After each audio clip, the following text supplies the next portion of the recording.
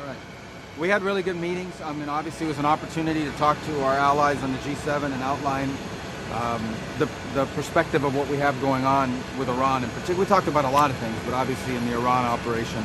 As the Department of War has consistently outlined, we are on or ahead of schedule in that operation and expect to conclude it at the appropriate time here in a matter of weeks, not months, and the progress is going very well. Obviously we have some work to do. We have to finish the job, and we are finishing that job. I did describe to our allies, however, that immediately after this thing ends, we're done with our objectives, one of the immediate challenges we're going to face is an Iran that may decide that they want to set up a tolling system in the Straits of Hormuz. Not only is this illegal, it's unacceptable, it's dangerous to the world, and it's important that the world have a plan to confront it.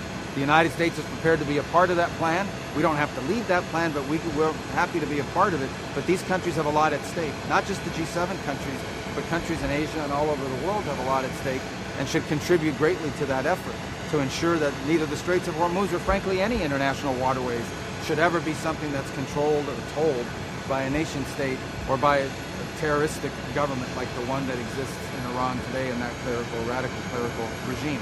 Let me put it to you this way. There is nothing Russia is doing for Iran that is in any way impeding or affecting our operation or the effectiveness of it. That's the best way that I can put it. We are achieving all those objectives. We are ahead of schedule on most of them, and we can achieve them without any ground troops, without any. Now, in terms of why there's deployments, number one, the president has to be prepared for multiple contingencies, which I'm not going to discuss in the media. And again, I refer you to the Department of War, who will probably tell you the exact same thing. But we can achieve all of our objectives without ground troops, but we are always going to be prepared to give the president maximum optionality and maximum opportunity to adjust to contingencies should they emerge. Is it your understanding that they'll convey their response to the 15-point plan today? And are you looking for anything in particular? We haven't gotten it yet. Look, we've got messages. We've had an exchange of messages and indications from the Iranian system, whatever's left of it, about a willingness to talk about certain things. We're waiting for further clarification about who is it that we would be talking to, what will we be talking about, and when will we be talking. I don't have any news for you on that yet. It could happen at any moment. It could happen today. It could happen tomorrow. We're not predicting it. We're going to continue with our operation. There are some in the Iranian regime that are going around saying that they want to make the Strait of Hormuz tolling thing, they want to make it permanent. That's unacceptable. The whole world should be outraged by it. We're impacted by it a little bit, but the rest of the world is impacted by it a lot more, including many of the countries represented today here at the G7.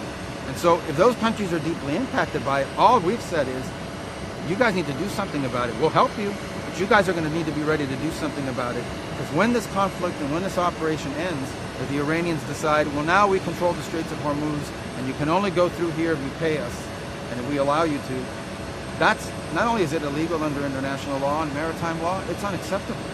And that can't be allowed to exist.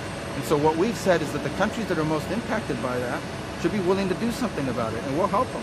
And that's what I said today, and I had a good reception to that message. Well, right now I think they expire April 9th or 10th, and it's only about the oil that's in the water. So that's not a permanent policy of the United States. Obviously we'll make adjustments if necessary given global conditions. But ultimately the president has not indicated his desire to permanently lift any of these sanctions. This has to do mostly with oil that's already out in the water and was either going to go to, for example, to China at a discount. Now it's just that oil is going to be sold one way or the other. The only difference is, are more countries eligible to buy it to take a little bit of the strain off the global concern about what's happening in this operation. All right, it's getting cold. We're out. Let's go.